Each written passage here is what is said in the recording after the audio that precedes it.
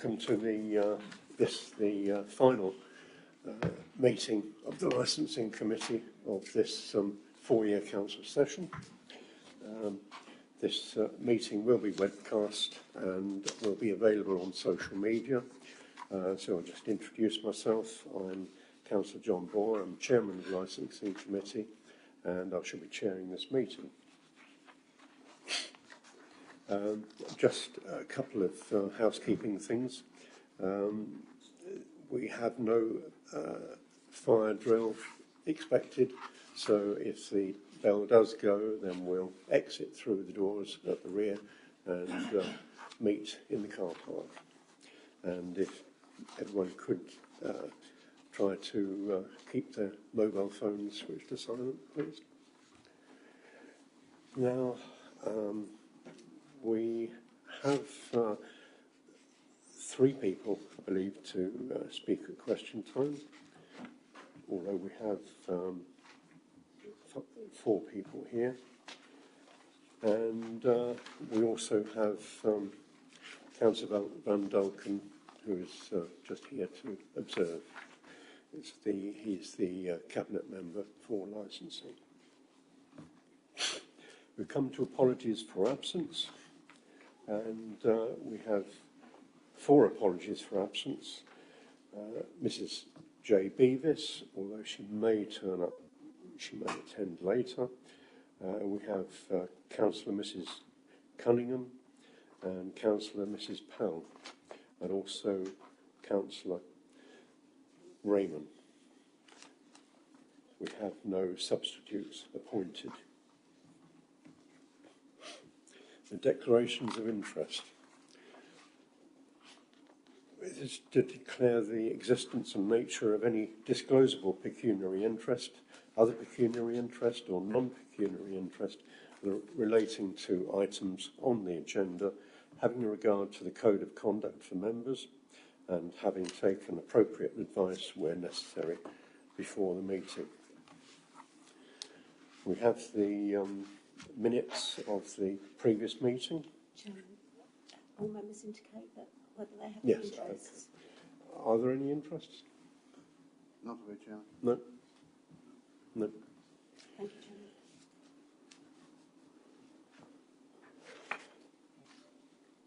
So, we have the minutes of the previous meeting, and item 3 is to approve as a correct record the minutes of the meeting of the Licensing Committee held on the 18th of January 2023, and the copy has previously been circulated.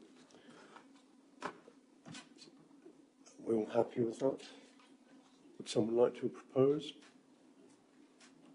You're proposing? Seconder? Second, Chairman. Councillor Euston.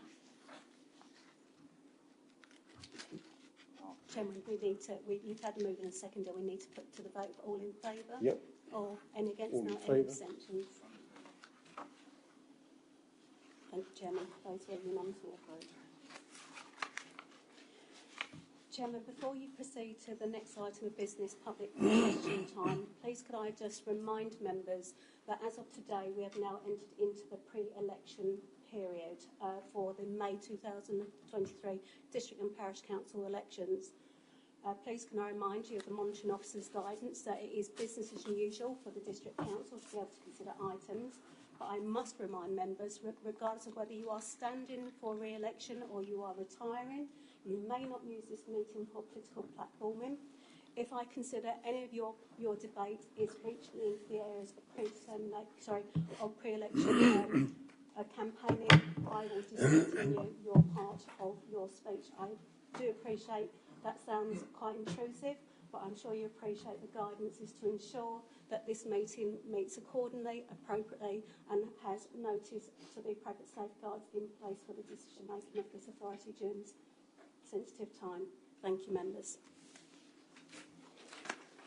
Right, we come to public question time. First person to speak is Terry Rogers. Would you like to come forward, Mr. Rogers? And if you press the right-hand button on the microphone, if you press the right-hand button. No problem. Can you hear me? I printed it big because I didn't have to bring my glasses.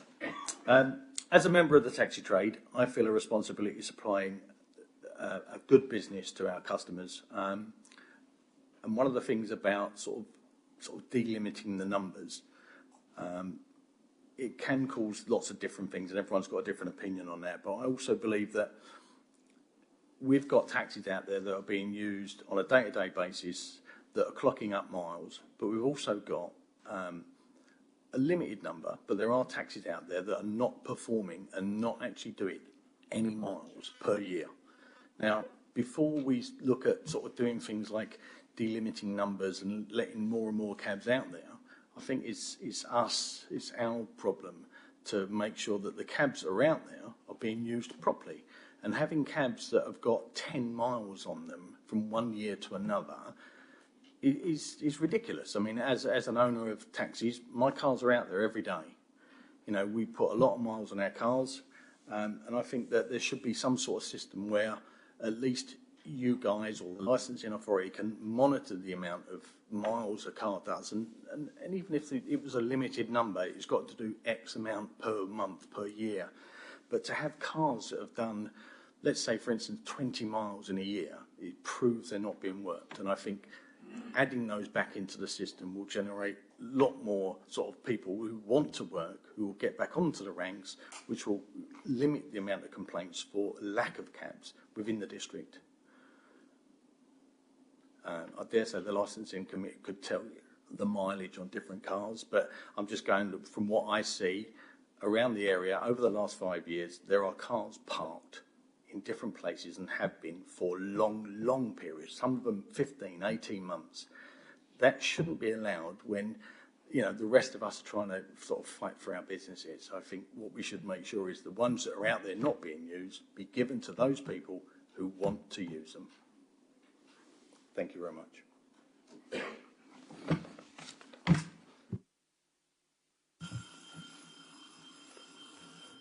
we do 3 minutes? We do, Chairman. The next person to speak is Anthony Harris in person, and you have 3 minutes in which to speak. So if you press the right hand button. Yes, my name is Tony Harris. I've had a Hackney Carriage driver licence for over 20 years and also held a Hackney Carriage vehicle licence for 20 years. Delimiting the number of Hackney vehicle licences, I believe, will have the following effect. Those drivers working solely on the rank will struggle to make a living, as drivers are already having difficulty making ends meet. So further dilution will only exacerbate the problem. There is a reported 20% reduction in the number of passengers travelling by train since the pandemic, with many now working from home instead. Therefore, the present number of Hackneys should be more than enough. There is insufficient rank space for the number of licences. Delimiting, again, this will only make the situation worse. Drivers unable to get a space on the rank will then have to drive to another rank, return home, or circle hoping for a space. This will result in massive excess CO2 emissions, contradicting the council's own green agenda. The town centres become blocked as the extra taxis driving around looking for spaces, causing travel chaos for the general public. The council would lose control, whereas at the moment it has control and can issue licences it feels that it requires. With the current situation for drivers being dire, the effect of delimiting only causes further desperation, with the effect of drivers cutting corners, metaphorically speaking, to save money, and the effect would have an overall worse service than it currently provides. Are you almost finished? 3 The rest minutes. to the bottom. That's it. Okay. Yeah.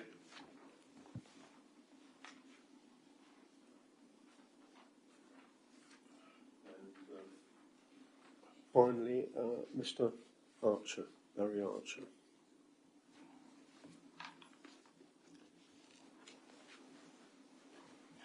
bear in mind that you have got 3 minutes, so try to make it brief. Press the right button, yeah. That's live Oh, already. okay. Yeah. Well, just like to go along with what my two colleagues have already said, really. So I don't really know that I can add too much to it. Just to say, though, that to add to that a little bit, the cost of putting a taxi on the road to the satisfaction of the council is a lot of money. You have to lay out a lot of money in licence fees and the vehicle, 20,000, 25,000, and service costs are increasing. All these costs are increasing to the taxi driver around here. Now, this is a small town compared with, say, Chelmsford or that who have got billions have spent on their town. Braintree, you can go around the roads and you've got potholes in the roads, and it costs money to mend your tyres and all that because the councils aren't doing the roads. I mean, really, excuse me, I've got a little bit of a throat, did too much singing. Anyway, so as I say, I can't really add too much to what the guys have already said because they've spoken an awful lot of sense, but that's where I'm coming from, and to delimit the taxi, to give utmost the amount of cars to come on the rank, whoever wants to come on, is just going to add despair to a lot of drivers, and it's going to, you're not going to be talking 20%, you're going to be talking 40, sometimes 50% dilution, depending on how many cars this is increased by. It's an absolute nonsense to do it. Braintree can't take that. There's going to be a lot of people that aren't going to be able to live. They're going to be on social care and, because then they're going to have to seek extra money from the government to add to their income to be able to afford to do it. And that's a nonsense. Anyway, thank you very much. Thank you very much.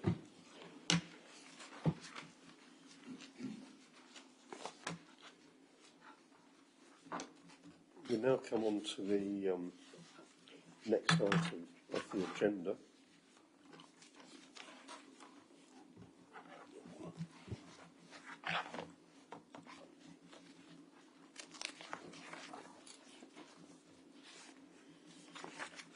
Yep. Which is the Hackney Carriage Proprietors Licence Allocation. I hand over to Mrs. Wisby to administer that. Thank you, Chairman. Chairman, before I start the number generator, could I just invite John Meddings just to outline the report? Thank you. Thank you. The Council introduced a policy in 2014 to allocate future Hackney Carriages licences in a fair and open and transparent way. For a variety of reasons, the councils have Hackney Carriage Proprietors licences returned to us, and in this instance we have two to issue tonight. Expressions of interest were invited from all licensed drivers and private hire operators over a 4-week period, and that ended on the 6th of March. During that period, the council received 45 responses, and of them 45, 3 expressions of interest were invalidated and 2 were submitted in error. The remaining 40 entrants are before you in your bundle. They're labelled 1 to 40. And I'll now hand over to Mrs. Wisby to allocate the plates. Thank you, Mr. Meddings. Members and those in attendance, we are going to use the CanColect generator, which is referred to in the report. So I'm just going to share my screen, which for everybody who's in the public gallery and watching on the YouTube broadcast, we hope that you can see this. So those who attended previous allocation licensing committee will be familiar with this this website as we've used it, but I will just run an example just so how you can see it operates, so you can see it's a fairness. This is not a Braintree District Council product. This is a product that's available on the internet for anybody who wants a number generator. So as you can see, I'm going to put the number in 22 in the lower limit and 55 in the upper limit, and then hit the generator button, and as you can see, the generator has given the number 24. Is everybody happy with how that is, that test has run? Thank you. So the numbers in the report are 1 to 40.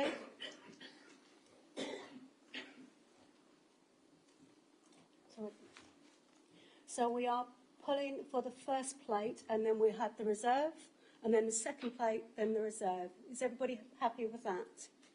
Thank you. So the generator is going to now give us our first number. So the first number is number 26, as set out in the report.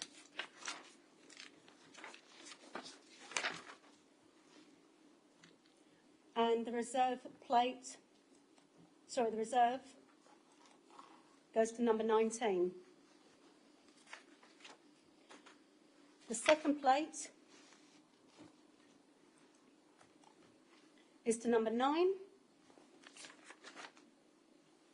and the reserve to number 10. So that concludes the draw. Thank you, members. I will now stop sharing my screen.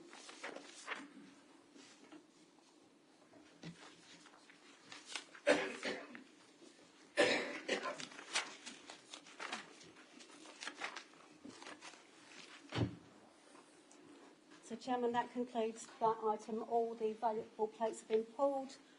The licensing team will contact those who have been successful, and we'll contact those who are on the reserve list. There's nothing further to add to the outcome of that matter, unless there's anything John would like to bring to members' attention.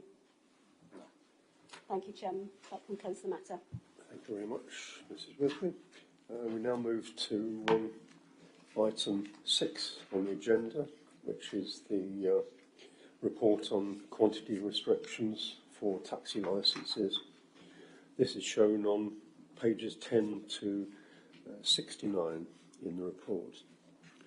I don't know if anyone amongst the speakers has a report with them, or you've read it? Or?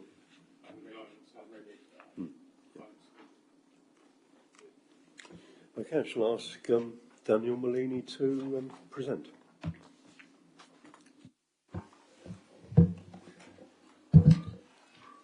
Thank you, Chairman. As you all know, members, it's quite a long report, and I hope you did manage to read it in its entirety. I intend to summarise as much as I can, and I hope that I don't go into too much detail, and I certainly don't intend to go through absolutely everything, so please forgive me if I miss any items out, any particular passages or anything, but it doesn't mean they're not important, it just means it's hope that you have read the entirety of the report. It is a long report, and would be here for a very long time if I were to go through all of it. So, the Council, as you'll be aware, is a licensed authority with respect to taxis and private hire vehicle. In this case, we're talking about taxis. The Council currently places a quantity restriction on the number of taxi licences issued to currently 84. As I would now say, we've issued 83 out of the 84 licences, the one remaining to be issued or to be resolved at the moment.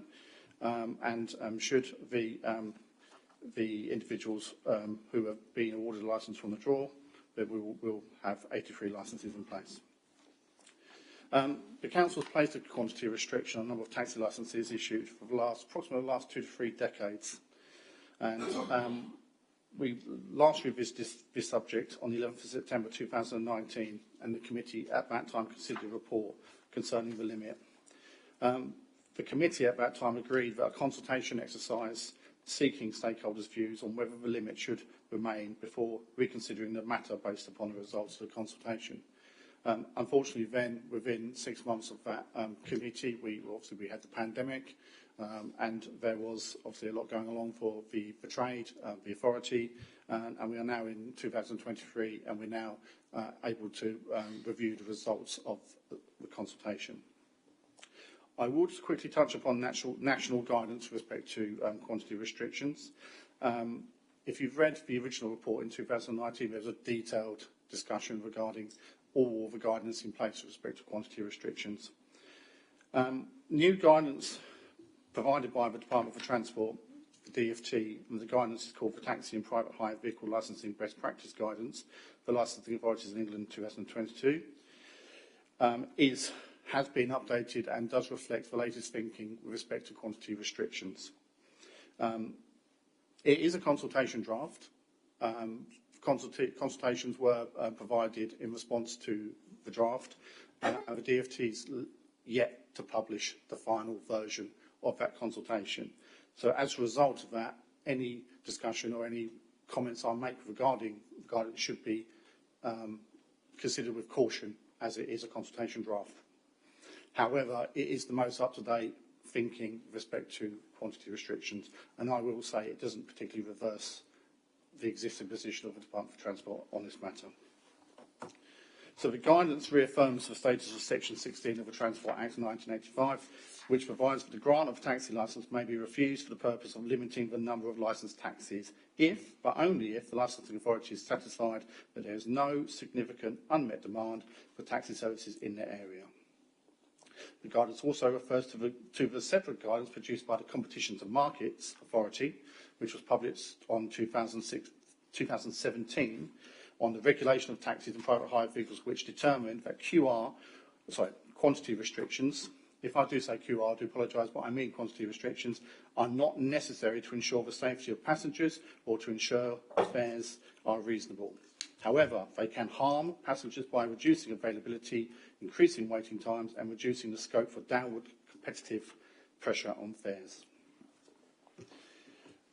The DfT guidance acknowledges that most local authorities in England do not impose a quantity restriction, and however, where they are imposed, the DfT urges that the matter should be reviewed on a regular basis. When it comes to review, it feels the authority should consider the following: what benefits or disadvantages arise from as a result of the continuation of controls? What benefits or disadvantages would result for the public if the controls were removed? Is there evidence that the removal of the controls would result in deterioration in the amount of quality of taxi service provision, or are there alternative ways in which the issue could be addressed? The guidance does also reaffirm the position that where quantity restrictions are imposed, vehicle plates can command a premium, which indicates that there are people who want to enter the taxi market and provide a service to the public, but who are being prevented from doing so by any QR quantity restriction in place. I won't go into any more detail regarding this section. So the next section is section 5 of the report, which talks about data collection, and I'll just refer to statistics that are collected by the Department for Transport on an annual basis. And it confirms that at this moment in time, 73 local authorities have a quantity restriction in place. A further 10 authorities have a part quantity restriction in place, and 215 authorities have no quantity restriction in place at this time. And for anyone who's got a keen eye and can work out the maths doesn't ring right by one local authority did not answer that question, so that's why it's one out. Moving to the local situation, in Essex, there are currently 3 local authorities that place a quantity restriction. That would be Braintree District Council, Colchester City Council, and Southend-on-Sea City Council. The remaining authorities do not place a quantity restriction at this time. So I wanted to briefly touch on mileage data, which has already been discussed this evening. And if you look at the mileage data in Appendix 1 and 2, Tables 7 and 8, it's been collected and compared to previous years to ascertain how many miles licensed taxis are travelling. This data, I believe, is important as it shows a vehicle's average mileage, provides an indicator as to whether the taxi trade within a district is thriving, and highlights whether vehicles are being used as intended. You can see by the information in Table 3 that we have a lot of vehicles that are working very hard, which has already been highlighted, but we also have some vehicles that are not working as hard as potentially they could be. This data is collected when the authority will undertake vehicle examinations. So we record the mileage, so we know what mileage has been doing in a 6-monthly and yearly basis. As an example, in section 6.5, table 3, we have one vehicle that's not currently recorded any miles and is not on the road at the moment. We have 8 vehicles which are doing less than 20 miles per day. The lowest being 0.01 mile and the highest in that range being 19.52. We have another further 5 vehicles that do between 20 and 40 miles a day. And obviously then you can see if you go down, the number of vehicles are in a mid-range, 80 to 100 miles an hour, 15 vehicles, 100 to 120 miles a day, 17 vehicles, and it goes up.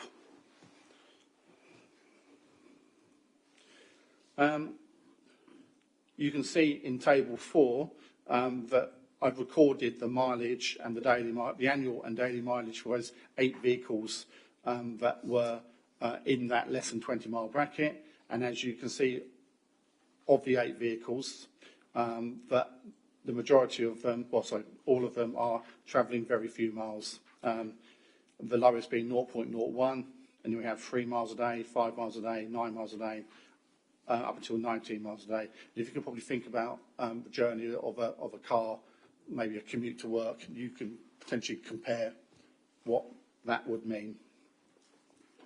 There is the context of this data, and we've got to say that in this bracket, in particular, one of the vehicles licensed in question was off the road as a result of a particular issue, and the second licence was surrendered to the licensing authority. So you've got to put that in context that one had already been returned, which has been reissued this evening. However, we are talking about 6 of the 8 vehicles in this category are travelling far less than what would be expected for an average car, let alone a taxi. I can't tell you for sure as to the reasons why these 6 vehicles travel so few miles, and without further investigation it would not be possible to make an assumption. There may be other factors that could be affecting this issue. It could be issues with the driver, issues with the vehicle, but there's also a feeling that the plate has value, and once the licence is surrendered, it's currently very difficult to get back into that market because of the quantity restriction. I won't go into too much more detail, but we did compare data with the last set of data collected in 2018-19, and I think what you can see here is that the vehicles were travelling far more. There were a lot more vehicles, for instance, travelling over 200 miles a day, and I don't think that's not an unexpected result, considering you could argue, say, the state of the taxi trade at the moment in terms of the pandemic. And obviously of the trader recovering from the results of the pandemic. So it's not necessarily an issue to see that vehicles are not travelling as much as they were pre-pandemic. Unfortunately, we don't have the latest set of data, which was April last year to March this year, and that would probably be a more useful set of data because that would actually tell us what's happened in a good year since the pandemic. But we've based the information on the information that we had at the time. Members, it's useful to explain to you the expressions of interest for a taxi licence. As you know, we've had a draw this evening. We have 45 expressions of interest. We have 44 on an average basis over a number of years. I'm including allocations from March 2015 through to February 2023. We've reissued 13 licences. So this tells you that there's still a demand for a plate or a licence when they are returned to a local authority. As requested by the committee, the council did undertake an extensive consultation exercise with key stakeholders. I apologise. A letter and questionnaire was sent to approximately 700 licensed drivers, vehicle owners and private hire operators. A letter was also sent to approximately 800 other key stakeholders who was identified may use taxi and have an interest in completing the online public survey. The licensed trade consultation survey ran from 16th of December 2022, and the public survey started on the 10th of January 23, and both consultations closed on the 17th of February 23. Communications were also sent in January 2023 promoting the public consultation via the business, residents and parish newsletters, as well as social media. So I'll just quickly go through the results of the public survey. We received 46 responses to the online public survey, and this was open to anyone who lived in the Braintree Council District area, and all 46 responses were received and accepted as seen. It's important to say a number of responses were received by current and ex-Braintree District taxi and or private hire licence holders, and as a result, caution should be adopted when considering the results. There were 6 questions, and question 1 asked respondents whether they felt there were enough Hackney carriages operating in the district. If you look at pie chart 1 in Appendix 3, 18 respondents stated there were enough, and 26 respondents said there were not enough taxis at this time. 2 respondents answered that they did not know the answer to this question. Question 2 asked respondents to state whether the licensing authority should remove the numerical limit, the quantity restriction. 45 respondents answered this question, and 28 respondents said the numerical limit should be removed, whereas 15 respondents stated that the numerical limit should be maintained, and 3 respondents did not either know or didn't answer the question. Question 3 asked respondents to state whether they felt there are enough wheelchair accessible taxis in the district. 34 respondents answered this question. 28 respondents felt there were not enough wheelchair accessible taxis, whereas 6 respondents felt there were. Interestingly enough, that 12 respondents either did not know the answer or didn't answer the question, which is not entirely surprising. Moving on to question 4. Asked the respondents to state whether they had wanted to hire a taxi at a rank in the last 3 months and have been unable to because none were available. Again, everybody responded. 21 respondents felt that this was the case, whereas 16 respondents didn't have the same issue. 9 respondents stated the question was not applicable. A sub-question was then asked to those respondents who had answered yes, which was asked whether respondents who answered yes state that they had tried where they had tried to hire the taxi. Out of the 21 respondents who could have answered, no one did, which is an indication that how much information was provided in the previous question. Question 5 asked respondents to state whether they had wanted to book a wheelchair accessible taxi specifically. 44 out of 46 respondents answered. 9 respondents stated this was the case, and 27 had not tried to book a wheelchair accessible vehicle. Further 8 respondents stated that the question wasn't applicable to them.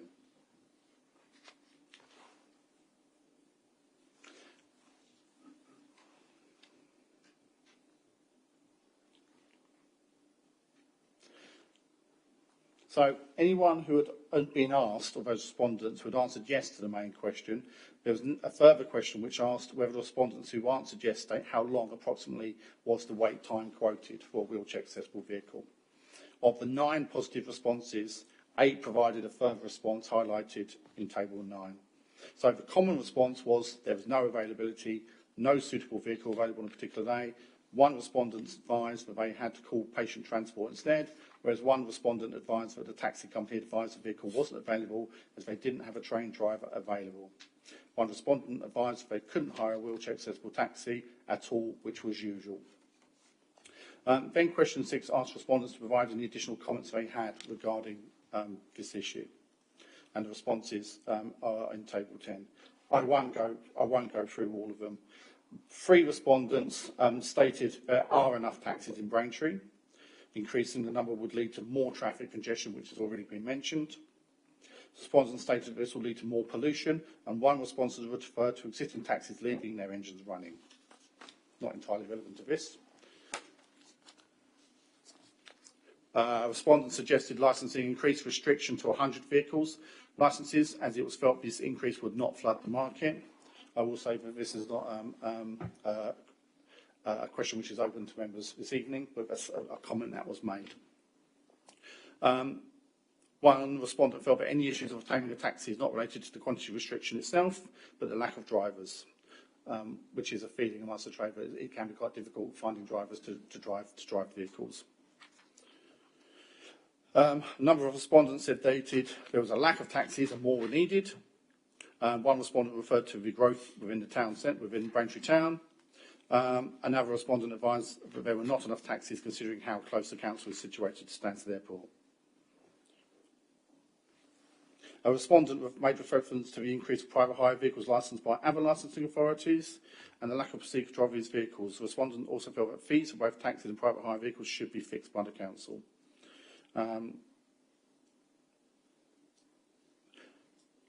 We had a group of responses from wheelchair users that shared their experiences. One respondent advised that they had difficulties, could only find 3 taxis and ended up hiring a vehicle from another part of the district. One respondent working at a day centre highlighted that members use taxis as well as their own minibuses and explained that staff were constantly being advised by members that they had experienced difficulties as they require wheelchair-friendly taxis. One respondent felt it was good to have more wheelchair-accessible taxis as the ones already in service are also used for non-disabled users as well. One respondent said there are not wheelchair-accessible taxis in Halstead. And it goes on, and I won't go through each of the testimonies here. One respondent did say that commented that demand for taxis in the district is not unmet, so the restriction needs to be lifted. And another respondent said by limiting numbers, some drivers have to rent a taxi, resulting in working very long hours to make a living. Most will only work train stations in the evening.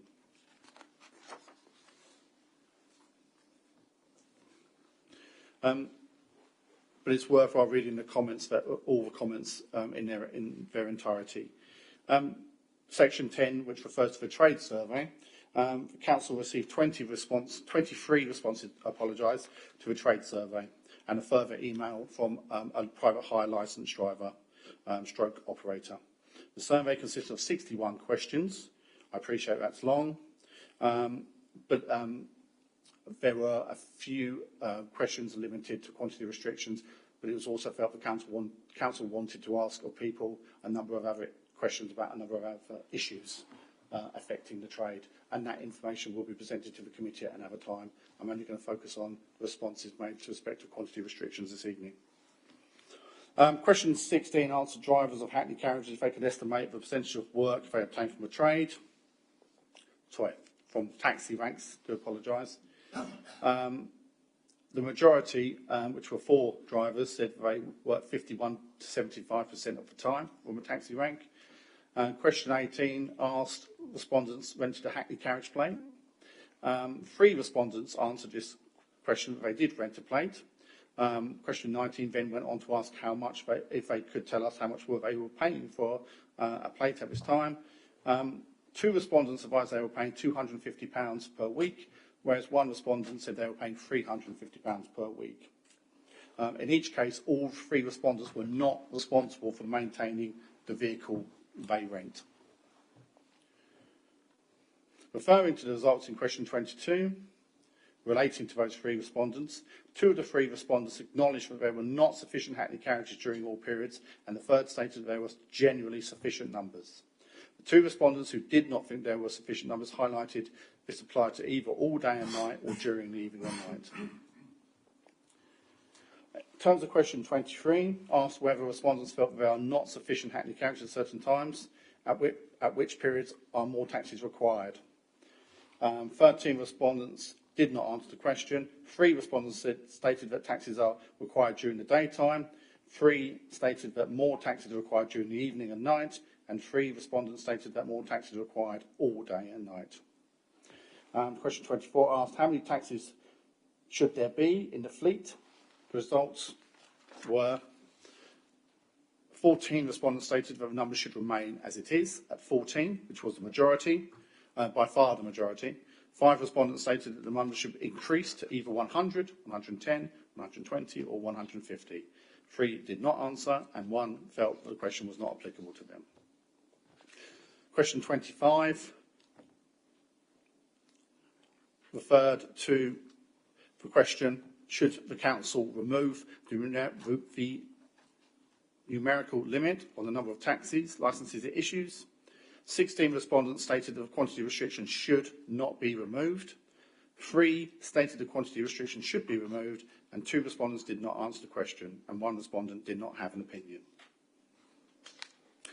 Question 26 asked if the limit on the number of Hackney carriages in the district were removed. What did the respondents think the effect would be on the following features? So I will explain what the features were, but I'm not going to go into the numbers because I will be here a long time. So in terms of the effect, would the number of wheelchair accessible vehicles available? So would it affect the number of wheelchair accessible vehicles available should the quantity restriction be removed? Would it affect customer satisfaction? Would it affect over-ranking? Would it affect illegal ply for hire by unlicensed vehicles? Would it affect illegal plying for hire by private hire vehicles? Would it affect the effectiveness of enforcement? Would it affect the quality of taxis? And would it affect passenger waiting times for bookings? And the responses that were provided are in this report. Also, would it affect passenger waiting times at Flagdown, fares, and travel congestion? Respondents were then asked if they wish to make any further comments, and 13 respondents provided additional comments.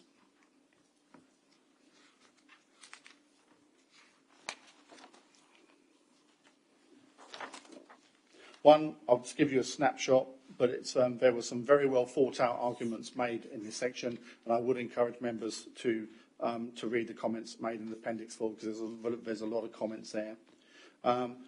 One respondent said that competition is good for the public and business. Another respondent stated that an increase in the number of taxis would result in drivers having to work longer hours, which they felt was unacceptable.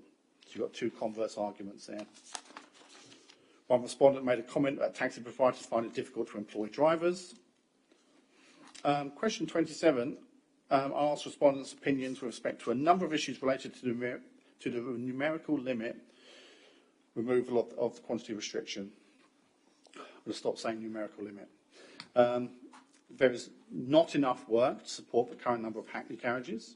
There are not enough Hackney carriages working from ranks at certain times. Removing the limit on the number of Hackney carriages would benefit the public by reducing waiting times at ranks. There are special circumstances in Braintree District that make the retention of a numerical limit essential, and having a numerical limit on the number of Hackney carriages stops me from growing my business. And there was responses to all of those issues there, which again is important. There's one in particular that's worth highlighting, but the results of the question with respect to respondents felt that there are special circumstances in Braintree District that make the retention of the numerical limit essential. Was clear in that most respondents either agreed with or strongly agreed with the statement. And members may want to explore this further with respect to the special arrangement or the special circumstances in Braintree District.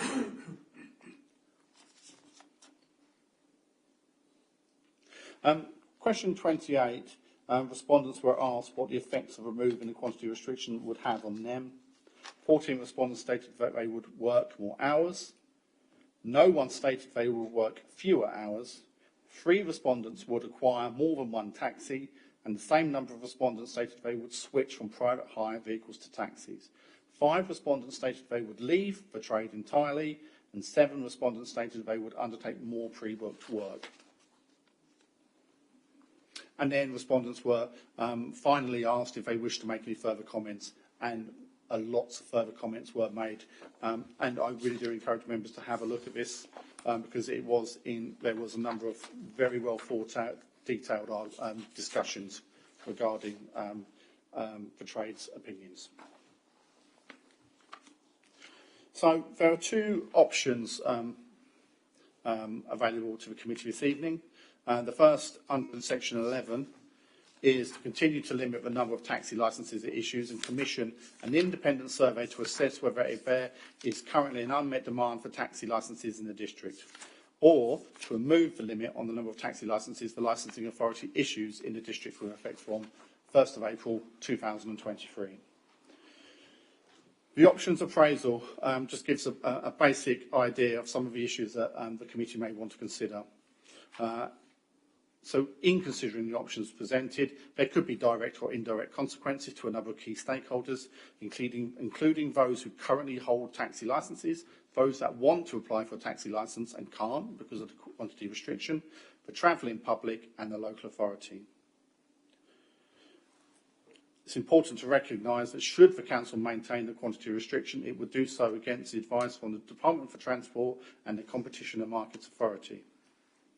You could say that the benefits in making the quantity restriction to the travelling public could include, and this list is not exhaustive, the council maintains a fleet of up to 84 taxis that has remained largely static for many years, which provides a degree of certainty. The number of wheelchair accessible vehicles is slowly but steadily increasing as licences are returned and reissued. The fleet consists mainly of single driver proprietors and a smaller number of multi-vehicle licence holders that understand the needs of their customers and take pride in their work. The council continues to receive relatively few complaints from the public with respect to the taxi drivers and proprietors, which should be noted. There are benefits in potentially removing the quantity restriction to the travelling public, and which can include more competition, more choice, a possible increase in the number of taxis, including wheelchair accessible vehicles, and a potential downward pressure on fares. There are potential disadvantages of removing the quantity restriction, which include potential new entrants to the market, including inexperienced drivers.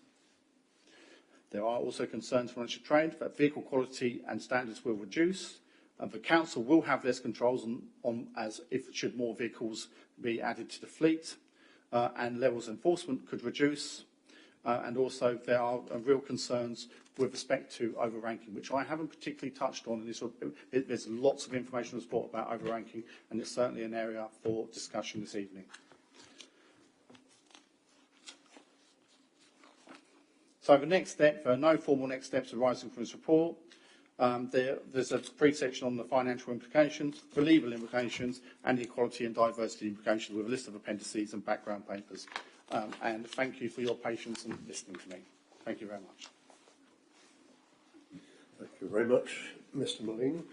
A very good tracing of the long report. Note that in total there's 75 pages for this evening's agenda. I'd just like to open, before I open this up to for discussion, I hope we do get a good debate on this. You've seen the recommendation, obviously. I'd like to make a few points. None of the results are statistically significant, although you could possibly say that it's getting there with the taxi drivers, with 84 plates. And I think 22 or 23 responses. But it depends on the actual number of owners of those plates, I suppose.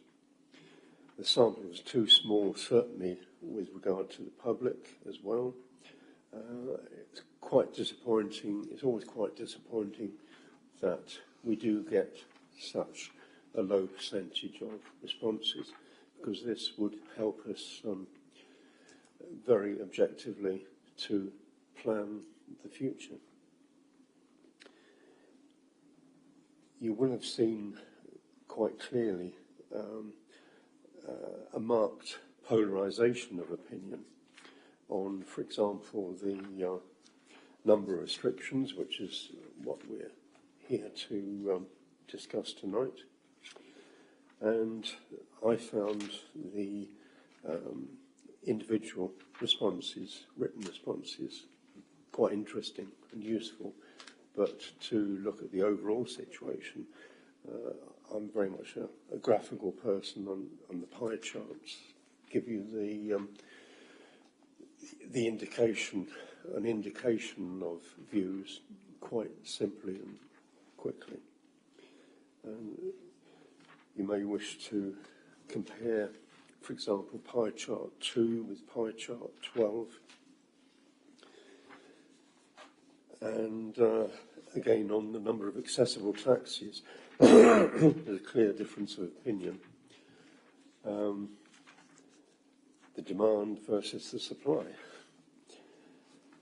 And obviously there are problems in getting a taxi, but there are also problems in supplying it and making a living from it. With Appendix 2, you may wish to look at this, the average mileage. That's quite an eye-opener. Looking at the mileage of the very low mileage cars, you may draw the conclusion that in essence there really are only about 70 or somewhere in the mid-70s of taxis operating, rather than 84, and they're really exceptionally low mileages. And there are 25% of plates held by a relatively small number of drivers. So, you need to weigh up the balance of the argument with the evidence you have, and such as it is, and also within the context of the national guidance and the Transport Act 1981, section 15. So I'd like to now open it up for discussion. Do we have anyone wishing to speak? Councillor Schwer, Councillor Euston, and Councillor Johnson. Councillor Schwer. Thank you, Chair.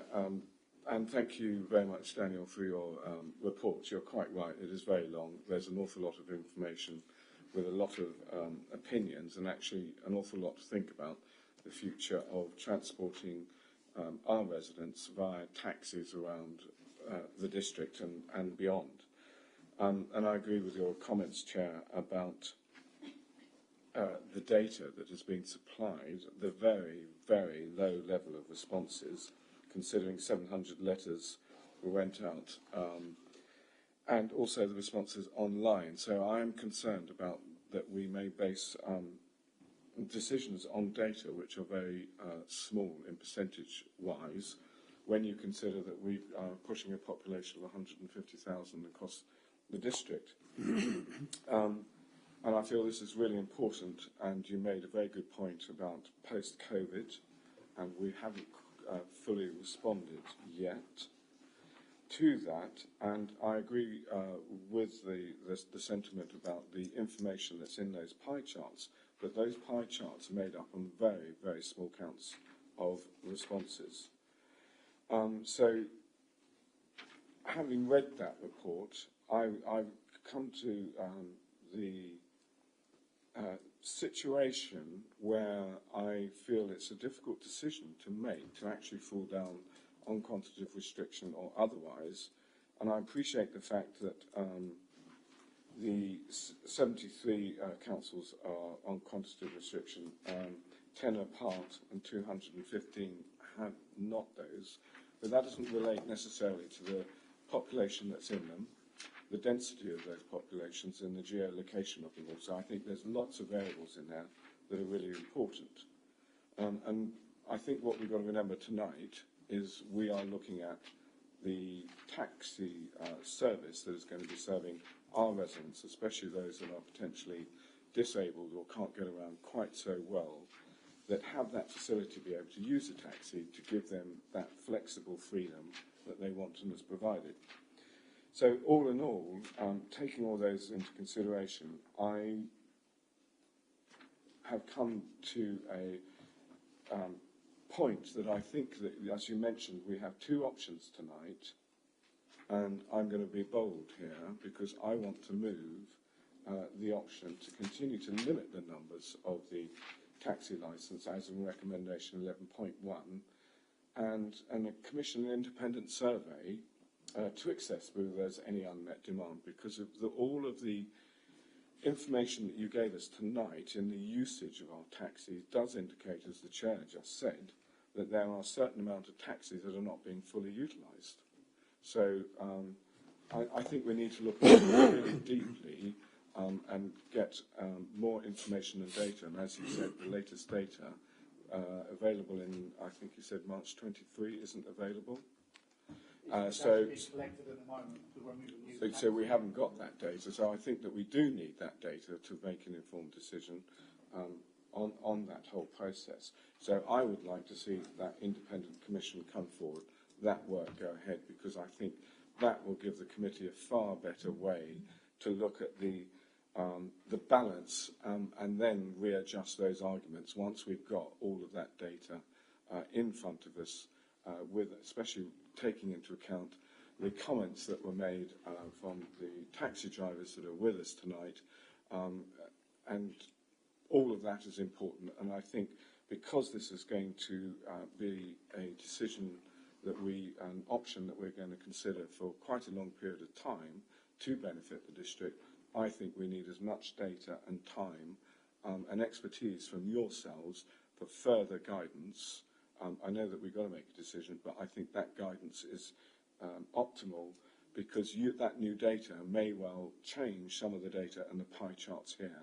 And I think personally that I can only help make a decision on the latest data and not on data that may well be out of date and would indicate wrong decision process for us to make tonight.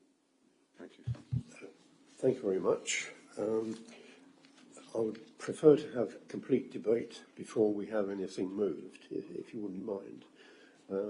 Next speaker is Councillor Euston. Thank you, Chairman. I'm minded to agree with a lot of what Councillor Schwier has just said. There were some points raised by the taxi drivers that I think are worthy of further investigation. Some taxis are not being used. We're not disputing that. Why are they not? And if they're not, should we be looking at taking their licences away and issuing them to people who can, if we are in fact able to do that, which we're probably not. So then do we have to discount those taxis as not being available, which, as was said earlier, reduces the number of taxis available to about 70-ish. And Mr. Harris mentioned that there's not enough rank space, and if we open up the floodgates, as it were, then we will have vehicles driving round and round looking for ranks. Have we looked at the provision of more rank space in suitable locations for where customers want to use it? Is that feasible? I don't know. But that, I think, needs to be looked at too. I'm mindful of the DFT's guidance saying that, we can only limit the number if there is no demand. Well, I would have thought that 44 average over the last few years applicants each time a licence becomes available would indicate that there is some demand, but not rampant. So, maybe we should be looking at increasing the number, but not open-ended. And I know that's not an option on tonight's agenda, but it may be the most sensible option to look at, and to say, well, if we can satisfy the DFT by saying we satisfy the average demand that we get by upping the numbers to whatever it is, 110 or 120 or whatever it is, but then limit it at that, does that solve the DFT's problem and keep us in control of what's going on with the taxis in our area? Because I would argue that the people who know most about what's happening in the taxi trade in our area is us, not the DFT. But, so, I don't know, make of that what you will. We'll come to a vote later, I'm sure. Thank you.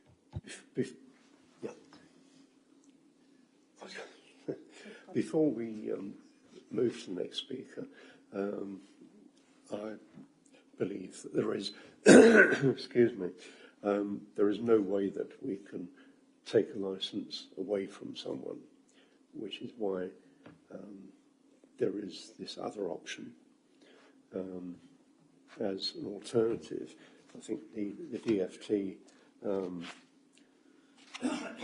are in favour of removing restrictions. If there is another way to restrict the number of taxis operating, and I think standards and various other methods can do that. Second thing you said, okay, sorry, your second point was? Overranking, Chair. Rank Yes, space. over-ranking. There are 3 ranks in Braintree. One hasn't been used ever since I lived here, I think. That's the one on Rain Road. It is still there. It's marked as a taxi rank. It's just outside the quadrant, and no taxi ever uses it because of the footfall. Obviously, there is very little footfall there, but overranking is not necessarily a reason for making a decision one way or the other, because that may be something that can be looked at. We're looking really at the fundamentals of why we should or should not remove the restriction. So, excuse me, I'll move to Councillor McArdle. Thank you, Chair. We've already talked about the context of the decision, as in the COVID and the problems that that's brought, and many people working from home. Also, the cost of living crisis, where people may not be as inclined to hire taxis because they don't have the money, and the train strikes. Hopefully, that's soon coming to an end, when I think demand for taxis will go up. Certainly, I've had the experience of being at Whittam and being stranded because there's no trains, or they're going to be 40 minutes before you get the connection back to Braintree. And certainly, some of the opinions that were given were of women feeling quite vulnerable when they're in that situation. Certainly, recently a landlord of a pub, and trying to get hold of a taxi at peak times is really difficult. You're waiting for a few hours. So I'm certainly of the opinion I think the laws of supply and demand, and the supply isn't there at the moment. It's very difficult sometimes to hire a taxi, to pre-book one. I think another point is disabled people, which was mentioned. Many disabled people can be excluded from some community type activities, which could be shopping, a day centre, which some people alluded to in their reports. I'd like to thank Mr. Mellini for a very thorough report. Personally, I don't feel that there is any need for any further data with numbers. I think those opinions summed up what the situation is. And if it's just coming back to disabled people, it's incredibly difficult sometimes to get someone that's limited in their coordination into a car, and to give them that freedom for a taxi that's able to take a disabled person can really open up and add to the quality of life for that person. So they're the main points. So at the moment, I'm in favour of removing the restriction. I think most authorities looking at the report have. There's just a handful that haven't. And just to draw your attention to 10.51 on the report, which is the Competition and Markets Authority guidance, which says quantity restrictions are not necessary to ensure the safety of passengers or to ensure that fares are reasonable. They can harm passengers by reducing availability, increasing waiting times, and reducing the scope for downward competitive pressure on fares. So that's where I am on this at the moment. Thank you, Chair. Members, it's just worth, there's a couple of just points that's worth clarifying now, just to make it, just in case there's any further questions. Just to let you know, there are actually 6 taxi ranks in the Braintree town area at time. 2 are at Freeport, and you could argue that they are potentially private. There are 2 in the town centre, 3 in the town centre, including a single space taxi rank at the rear of a small car park next to the Boar's Head in Braintree, which I bet most people don't even know exists. And there is the one in Rain Road, which is next to the Quadrant. So there are 6. Just wanted to make that clear. And it's worth also pointing out that the Councillor Menson have concerned in getting a taxi by telephone and can wait considerable length of time. It's worthwhile we're noting here we're talking about taxis, not necessarily private hire vehicles, and private hire vehicles can also be obtained, and it's more likely that you would try and hire a private hire vehicle by a pre-booked method. So just to make that distinction clear, that we are talking about 84 taxis, but we do have a considerable number more of private hire vehicles. Well, I should say at the moment, and this is not to try and skew the data, but we have an additional 583 private hire vehicles. But I will say a lot of those vehicles are restricted to school contracts. So in total, we have around about 664 vehicles in total. So we're not looking to cater the district purely by 84 taxis. Thank you. Thank you very much. Councillor Hicks. Thank you, Chair. I use taxis quite a lot, so non-pecuniary interest, as they say. But what it is my observations is I've seen quite a few in this area of taxis coming from Wolverhampton. And I actually brought this up with Emma earlier in the year because of the way one of them was driving in their area.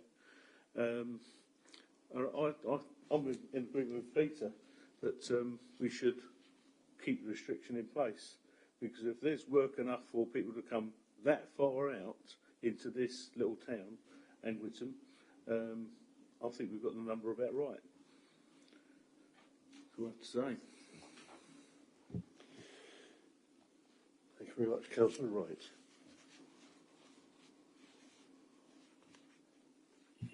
First, I'd like to ask a question about taxi ranks in the district rather than just in Braintree. I mean, we've got Witham and Halstead and other places around like Colchester. I don't know if they've got taxi ranks. Can I ask that question? Councillor McArdle, can you turn your microphone off for me, please?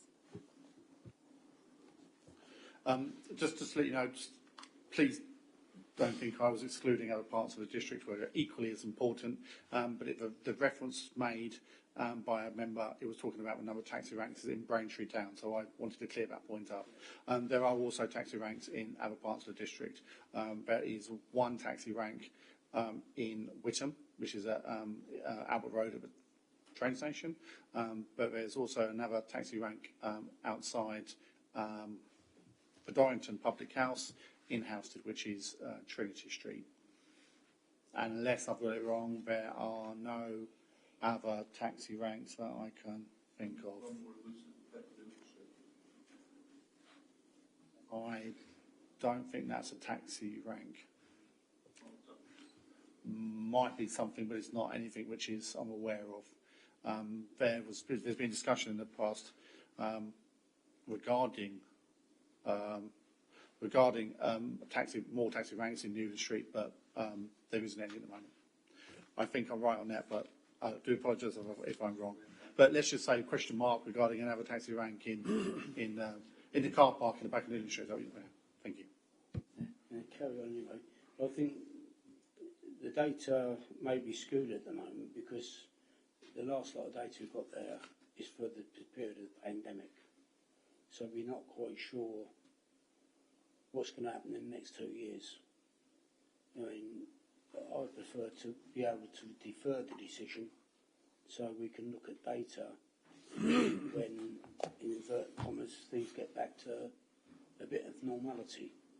You know, to see if the footfall does increase, people start going back to work, start using the trains, start using the taxis, and see if there is a shortfall. Because if we can make a decision today, we'll be making a decision on data in this report that is through a pandemic, which was a very unusual situation.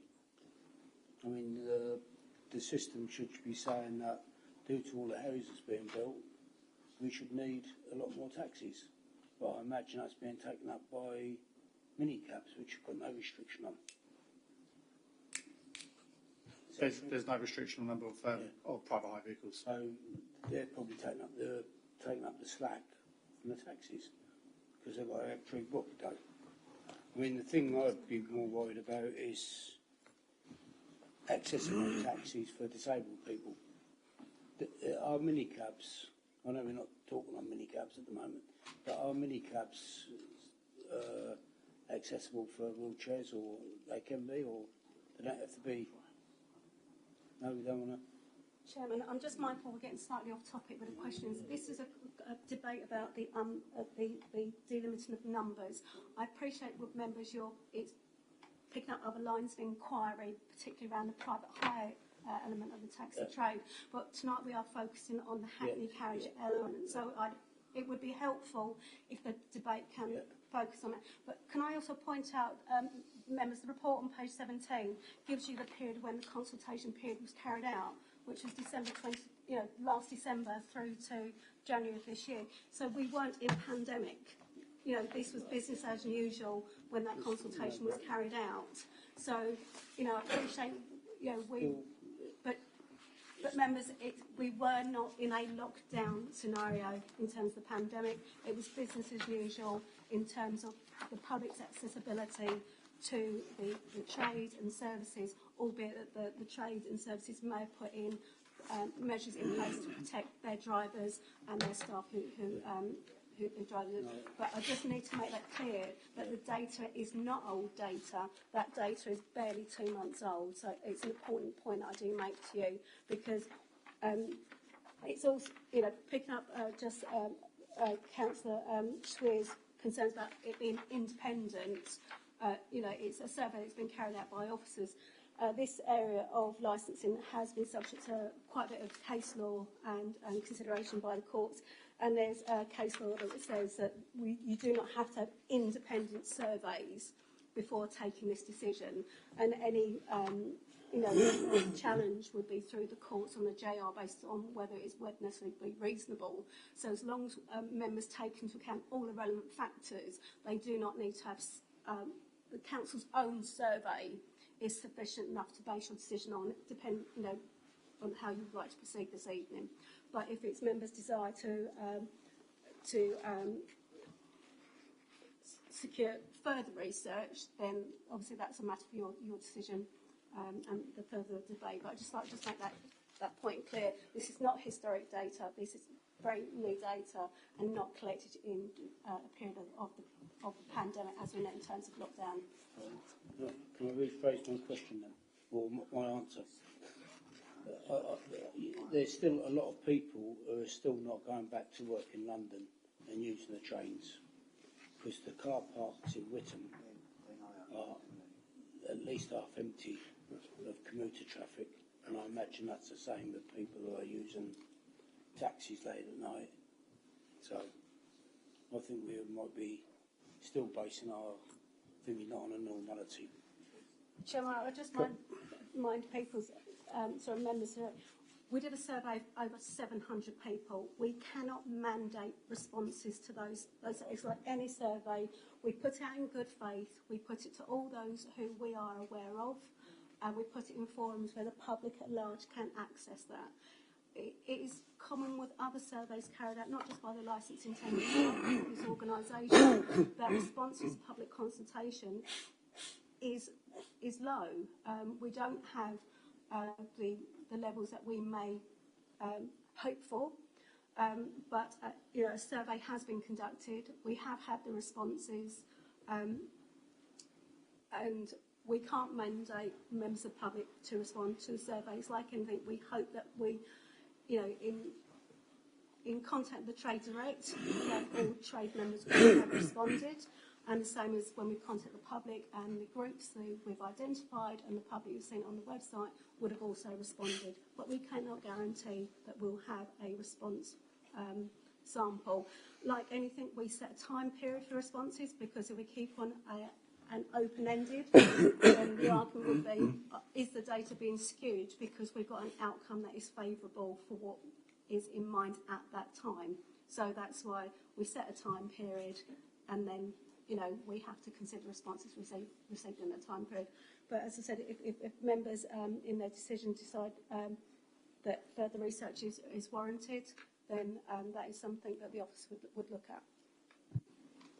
Thank you, Mrs. Wisby. Before I call the next speaker, I'd just like to put this in context for newer members of the Licensing Committee. The alternative to this, in fact, what we did previously was to carry out a survey strictly in accordance with government guidelines, an unmet demand survey. I think during my tenure as Vice Chair and Chair of Licensing Committee, we've carried out 2 of those. And each time it comes back saying there is no unmet demand. I've looked at unmet demand surveys of other authorities. I've never found one. I may have been unlucky, because occasionally that is the case, but I've never met one unmet demand survey that proved that there was unmet demand. Which was why, and it also gave us a limited amount of information. And the survey samples were just as low, if not lower, than this one. And it was the expense.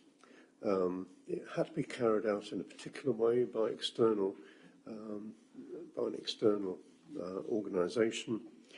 The cost of it, the lack of value for money, and the small samples led us to the conclusion back in 2019 that this was a waste of taxpayers' money to no great effect, which was the reason why we went down a different route of asking for a more comprehensive survey, which is what we have now. So I wouldn't be too fixed or fixated on the fact that these numbers are low, but the circumstances are special, because as Mrs. Wisby has said, that this is recent data. We have to look at it and take it at face value, but, you know, look at it a little bit further. But I wouldn't dismiss this data at all. So, go to Councillor Mrs. Walters. Thank you, Chairman. A lot of the information that's been spoken about this evening has answered some of the questions and queries in my head. One little thing that I am concerned about is the traffic that is created in the town centre, Braintree town centre, Halstead town centre and Witham. And because of the traffic flow that we have, and it's a huge amount of traffic that we have now, I've been stuck in many, many traffic jams over the last few months, and it's not getting any better. Are there enough spaces, individual spaces, in each of the ranks, and how many are there, and can our town cope with any more? Thank you. Mr. Manini. Thank you, Chair. Thank you, Councillor. Just quickly, just want to clear up one point, which I think is very important. There's a statement made that the cost of the survey, or any future unmet demand survey, which is to help try and justify a restriction, not to disprove against it. That's the first thing. The second thing is fully funded by licence fees, so it's therefore fully funded by the trade, and not 1 penny is paid for by the taxpayer. Let's make that very clear, because that's a key distinction if you were concerned that there was a burden to the taxpayer. It's not the case. My apologies. No, that's fine. It's just important to make that clear that the trade paid for the survey. 100%. So in effect, should there be no surveys in the future, licence fees would potentially reduce, and conversely to that. The surveys can potentially be expensive. I haven't commissioned a survey for quite a number of years, so I don't know how expensive they would be at the time, but I know with new modern methods of collecting data, they're not as potentially as expensive as they used to be, because it used to have people standing on the side of streets counting taxis, etc., etc. Now that can all be done by cameras and so forth. In terms of a number of taxi ranks, the debate is whether there's one in Witham or not, which I don't know about. It's going to annoy me. I'm going home to Witham, through Witham tonight, just to check that one. There are a number of taxi ranks that are used, and I would say the most frequently used are Witham train station and Braintree Town Centre, Manor Street. There are finite number of spaces on each of those ranks. I would say it's roughly 12 or so with Braintree and about 8 or so with Witham. Now, pre-pandemic, you regularly saw that rank at Witham and at Braintree full. I have been undertaking some basic observations, and I'll quote basic observations over the last few weeks, and the rank partially can be full at times at Braintree, but I've also seen the rank at Witham full on a number of occasions. I've not seen over-ranking in particular. Unfortunately, what you will see, especially at Witham train station, is vehicles come from all over the area and who are not allowed on the rank, but they'll park up potentially illegally outside the train station. You'll have buses. You can get congested. But the rank in Witham itself, I've seen 8 vehicles on there at times. Last Friday night, a few Thursdays ago, I saw 8 vehicles, and by chance they were literally, the number of vehicles was flowing. If those vehicles weren't flowing, then there would have been the potential for overranking. Now the question comes, can you do anything about that? Now, if for instance, if the council did remove the limit and the council, the numbers did increase exponentially, the council would potentially have to look at seeing if they could alleviate that, because obviously overranking is not a desired effect, and at the moment you could argue that overranking doesn't occur to the same level at the moment. I've got to say that if you put a lot of vehicles came back to work, then potentially you could have overranking.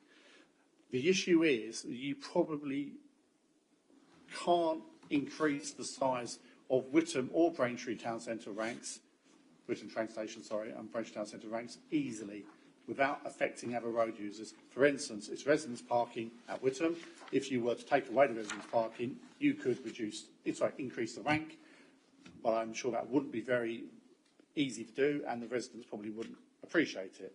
Again, with Braintree rank, the Manor Street rank, that has reduced as a result of the town centre development. And again, you have a situation, should you try and increase that rank further beyond the traditional bus park entrance, again, further along, again, that you are falling into the realms of residents parking. So again, that I would suggest increasing the size of those 2 ranks would be difficult. So then you are potentially looking at other ranks. And the question then comes, we have other ranks in the district and in the towns, but they're not necessarily used or want to be used. So let's say if the ranks at those, if there was overranking at those 2 ranks and we wanted to create new ranks, would they be used? And that's the question. So yes, you could look at other ranks, but the question is the trade and the public. The trade will only go there if the public are there. If the public aren't there, they won't. And I know there's been discussions in the past, let's try it out, let's have one in Newley Street Town Centre and see if it works. But there's not the need, or felt there was need at the time. So it is a difficult thing, and I hope I've answered your question as best I can. Councillor, Mrs. Parker. Thank you, Chairman. And thank you very much, Dan, for a very thorough and helpful summary of the issues. It's obviously, quite a difficult balancing act we have to perform this evening.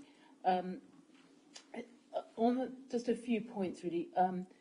The survey, I do take Emma Wisby's comments that obviously the numbers that responded to the survey are quite low, but one could conduct exactly the same survey for exactly the same amount of time and get exactly the same numbers. You can't guarantee you know, you get a better result by doing the survey again. So, and again with the I mean, it's quite interesting to note that over 10% of the vehicles that are currently registered as Hackney carriages have got this very, very low mileage. But again, that's not something, as you said, we can't take the licences away, so there's not much we can do about that, although it is quite a sizable percentage, really. Could I just ask a couple of questions? First of all, in your opinion, do you think there is a problem with overranking at the moment? And the second question is, I mean, we obviously are, in Essex, there are only 3 districts, of which we are one, where we do have this restriction on the number of licences we grant for Hackney carriages. Everywhere else, there is no restriction. But I mean, there has been mention of this being, you know, not like Chelmsford, not like other parts of Essex. I was wondering whether you think there are special circumstances in Braintree which would sort of justify make a restriction numbers more sort of acceptable than, say, other parts of Essex. Thank you. Mr. Chairman, are you happy if I try and answer that? Sorry, Are you happy if I answer that question, Mr. Chairman? Yes, yes. Councillor Parker, well, let's ask you what the first part of the question again was. Sorry, to apologise. The first part is whether you thought there was a problem with overranking, given what you were saying earlier on. Let's be very clear on this, and I do not want to mislead the committee in any way, shape, or form.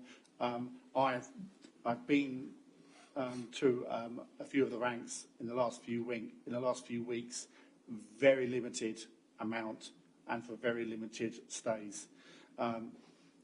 I've not seen any suggestions of overranking at this time.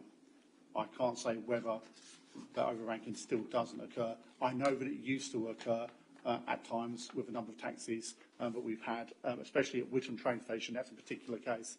I've got to, I hope you don't mind me saying this, but there was not sufficient taxi space at the rank for trade as a result of people like me coming around issuing points for people that were parking on double yellow lines.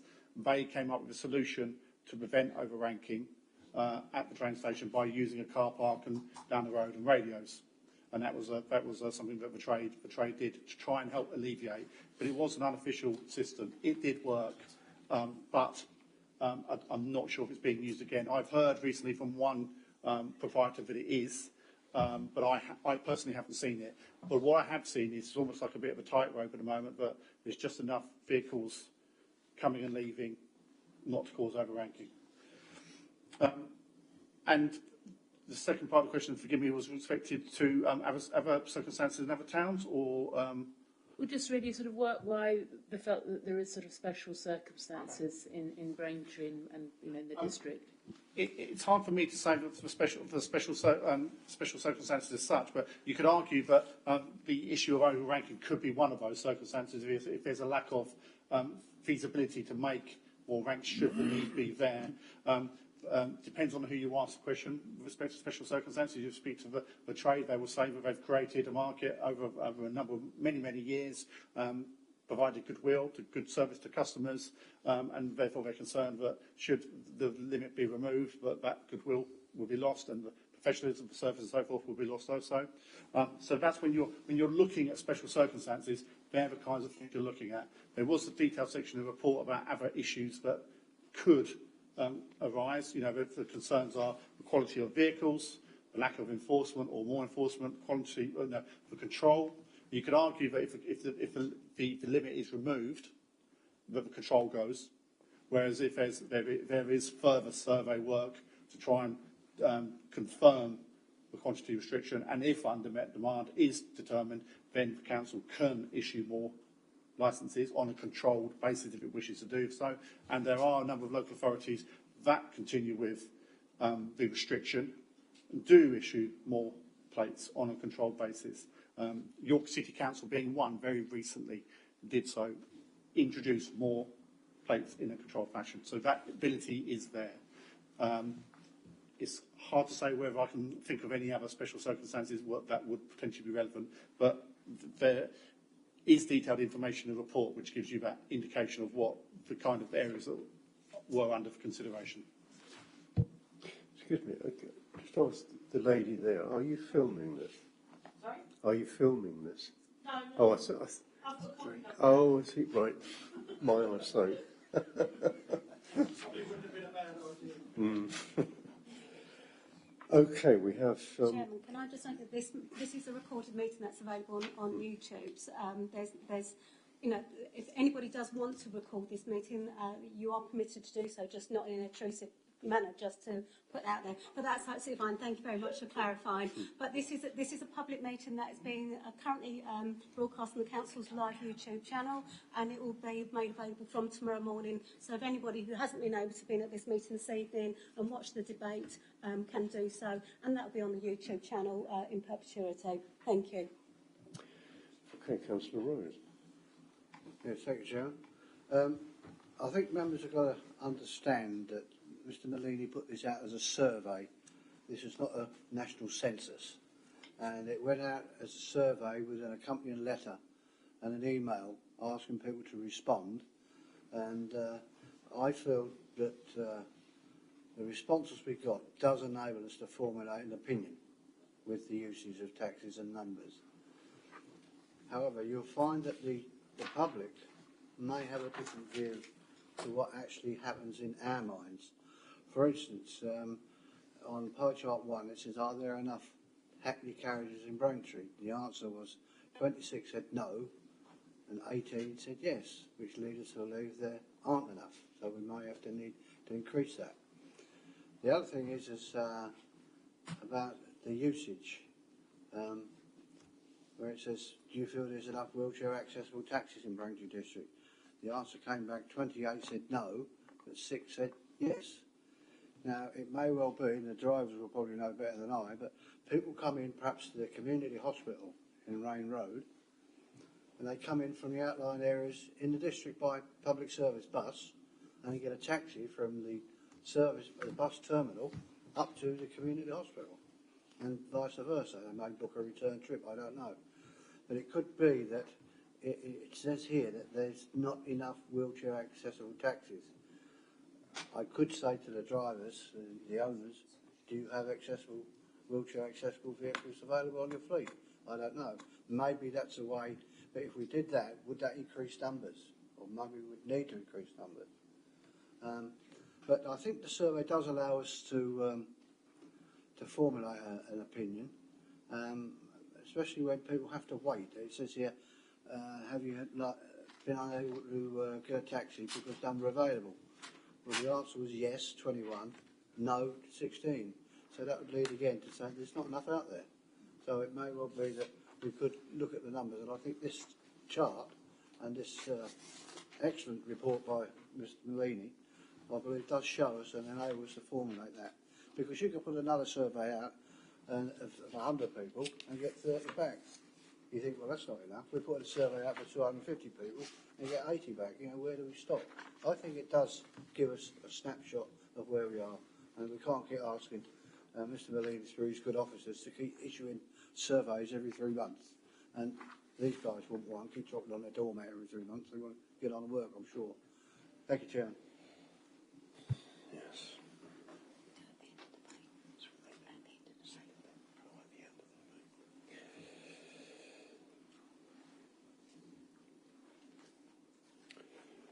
Do we have any more comments? Councillor Schwer. Yeah, thank you, Chair.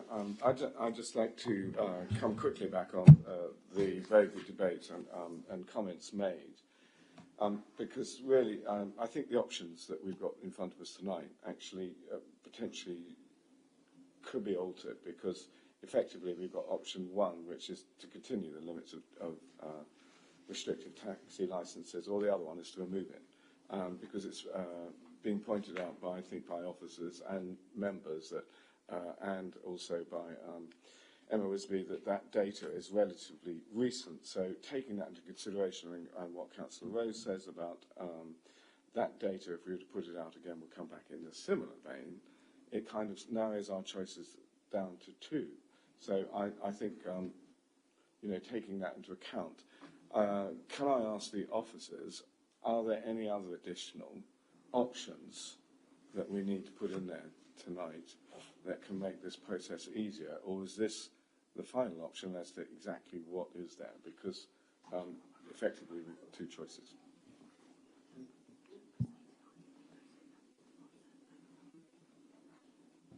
I may be able to, just to help, if there's concerns about the options that you've got. If you choose to maintain the restriction, that will automatically mean that we will need to justify that restriction in accordance with the requirements set by the DfT. Okay? So you undertake a survey to justify maintaining that restriction. That survey will also potentially give you more information. The survey's conducted in a slightly different way, the way that we did it. For instance, we didn't set up focus groups. We didn't have people trawling the town centre with clipboards asking members of the public questions. So it will potentially collect data in a different way, but it will then determine whether there is any unmet demand, including latent unmet demand, and whether should the local authority issue more plates as a result. I don't think it would be possible, in my view, and I will sort of look at Emma Mrs. Wisby as well, that it would be possible to say that another option would be just to increase plates now. I don't think you should consider that now because you don't have the data to support that. And then I don't have any other options available to me, but can you confirm what I said is right or wrong? I mean, essentially, if you're looking to increase the number, we would have to go through the unmet demand survey process. So really, you've got an option to either decide, based on the information tonight, set out in the officer's report, to proceed with the officer's recommendations, set out in the recommendation to produce them, or as you have already put before as a motion, which requires a seconder, to continue with the limits on the number of pattern carriage licences and for further research to be undertaken. Either way, Councillor Swear, it looks like there'd be a research requirement.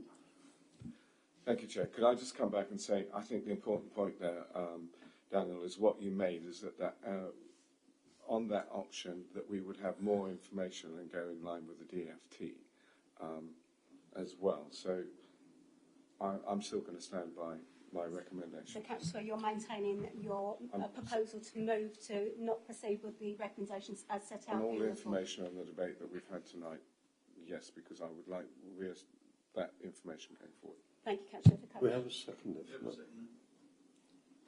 We put that to the vote. All those in favour of the motion?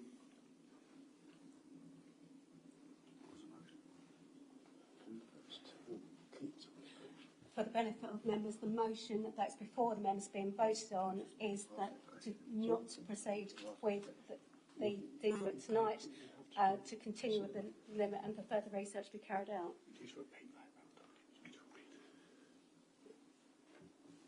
Sorry, you.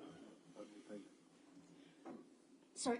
Could you raise your hands? For all those who are in favour of the motion put forward by Councillor Swear not to proceed with the delimit and for further research to be undertaken. Thank you, members. So we have 6 in favour. Thank you, Chairman. Can we seek those against, please, Chairman, and any abstentions? Those against, please. 2 against. 3 against, apologies, Chairman, and no abstentions. Thank you, members. So the recommendation as set out in the report has not succeeded. The limit remains in place for further research to be undertaken. Thank you, members. Okay, thank you very much, everyone, for attending. And there's just one small section left to the meeting. You can stay, or be welcome to stay. But if you've had quite enough, then. Okay.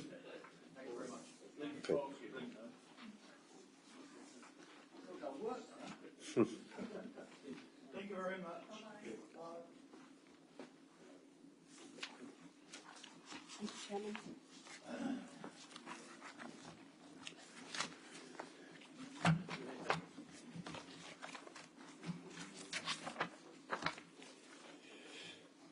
Okay, we now come to agenda item 7, which is a report requiring noting, and it's an updating on applications and other news for the committee. I invite John Meddings to present the report. Thank you, Chairman. As you've already mentioned, these are for noting. There's no decision to be made. They're just some updates in the licensing field since your last licensing committee. I'll go through them briefly. If members want to ask specific questions or need any further clarification, I'm obviously happy to answer them. Regarding alcohol licensing, the government has introduced, as you probably heard on the news, a protect duty, and it's being referred to as Martin's Law.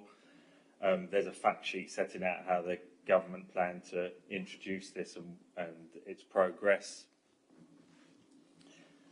The Home Office has also issued revised Section 182 guidance under the Licensing Act, and the relevant changes, or the key changes, have been highlighted for you in the report. 1 to 10.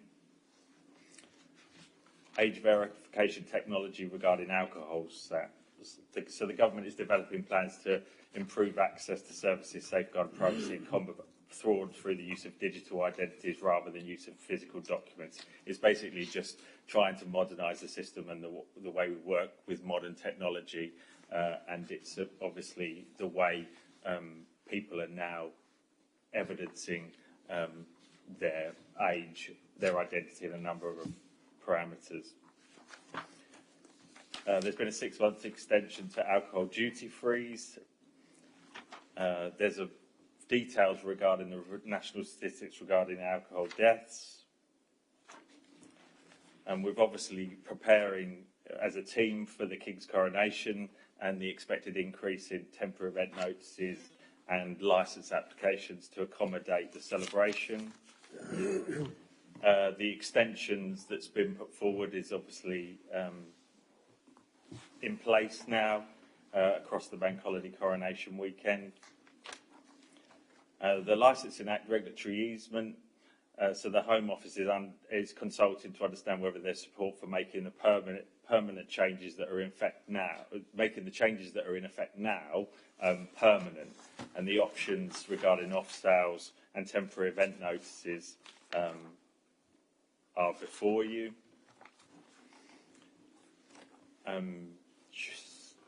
Regarding taxis, we've had a number of drivers panels. 2 vehicles were approved following applications that fell outside the standards. 3 applications for driver licences were approved, and a dual Hackney Carriage and private hire driver licence was suspended.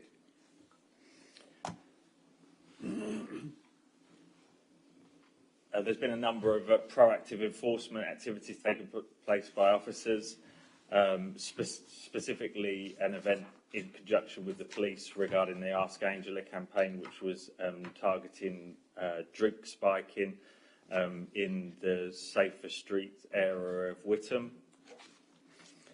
And the good news is, as you're probably aware from the last few licensing committees, we've now recruited 2 new members of staff that both have previous licensing experience on fixed-term contracts, and they're to help us primarily with the significant increase in private hire vehicle and driver licences that you've been updated on over the last year or so. There's a brief run-through. If anyone's got any specific questions or requires clarification, then please let me know. Thank you, Chairman. Thank you very much, Mr. Meddings. And that brings us to the conclusion of tonight's business. Chairman, Councillor. Oh, sorry. Councillor Euston. Thank you, Chairman. Thank you for that, John. Just a quick question, really, regarding 4.2 zero emission capable vehicles, London. Do we know if there are any plans to, shall we say, encourage that to be extended to us? There's no government plans to extend that to Essex, as far as I'm aware, or this part of Essex anyway. It'd be for each local authority to determine vehicle standards themselves, but that could include vehicles that are of lower emissions. There's certainly, I will say to members, there's certainly a debate to be had about the future nature and makeup of the fleet, because for whatever, but obviously the climate change is a big factor at this time, but the authority will need to consider other factors such as, access to the disabled, including wheelchair accessible vehicles. So there is a debate to have. There will be a draft of the new taxi policy, which will cover a 3-year period, but we are potentially looking about the life of the next 3 to 6 to 9 years, as things change, nationally. So there's certainly a debate to be had, and I hope that I will be able to bring more information to you to be able to make reasoned judgments, because I would stress to you it's not necessarily straightforward. You could create one policy to go down one route, and that could have unintended consequences, to the trade generally, or to groups that could be affected by one particular policy change. Thank you very much. Councillor Swift. Councillor Swift. Councillor Rose. Chair, thank you. I'm not trying to stop you from closing the meeting, but I think Councillor Euston raised a very, very valid point, and I noticed that in the report in the last agenda item about what are we going to do with taxis and potential the air pollution across Braintree District, and I think it's very valid. And I welcome the comments that Daniel made, but I just wonder, I presume that you will be bringing that and programming that into the programme of work for the next administration, because I think that's a very important debate that we've got to have for the future of our public service going forward. Just to remind members that the licensing team were commissioned by the committee to look at all the policies, because we do have some policies that are naturally ageing, and obviously one of the umbrellas which we look at under policies is the council's own standard policies for decision making. But the only caveat I do need to remind members is that these are not our vehicles. These are vehicles of companies. So it's not a case that we can just arbitrarily say that all vehicles must be, because that has some serious consequences for the trade. As much as our ambition is that we have the most environmentally sound vehicles licensed by this authority, they're not ours, and that will go into the research, because when we impose conditions on vehicle standards and things like that, it is a point at which we can be challenged, and it can be challenged on the grounds of reasonableness and soundness. So it's not as straightforward as we would like it to be. We certainly, the licensing team, myself, we acknowledge the aspirations of the authority, but it has to be done in a very sort of programmed way, having regard to all the evidence, and that will then include consultations with the trade, how we could support them. So it will be a very large piece of work which will be done and brought back to this committee to consider as part of its policies going forward.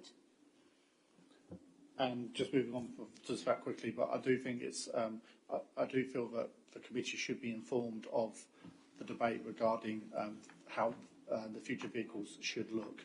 And, if possible, officers would like to bring that information to you by way of presentation discussion, so you are informed and have a clear picture of the current market, the current fleet, the ideas, the future, what that could look like, because it is a very, very complex picture.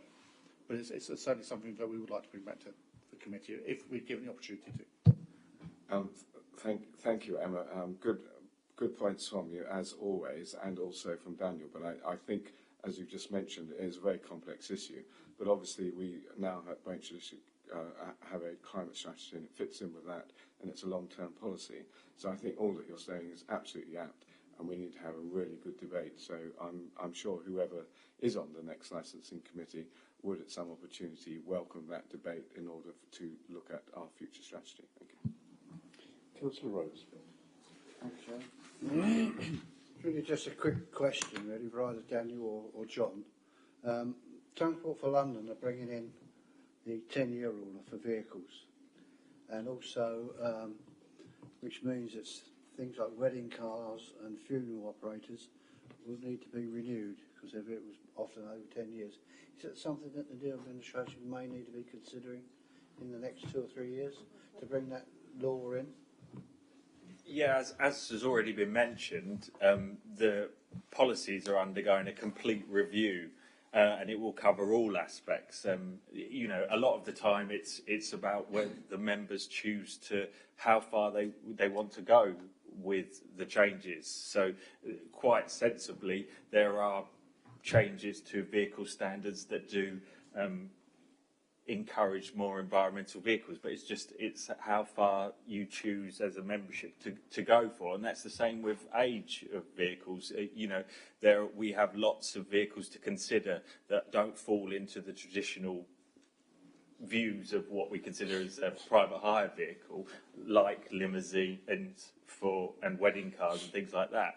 So, and that equally makes it that much more difficult, that we're not just trying to accommodate one class of vehicles into the changes, which may be a more simpler process. We have to not have such arbitrary rules that everything is completely barred outside of a certain regime, because otherwise you wouldn't have things like classic wedding cars and limousines and things like that, which, as the Department for Transport has learnt in the past, they have to fall into someone's regime or they become a completely lawless class of vehicle.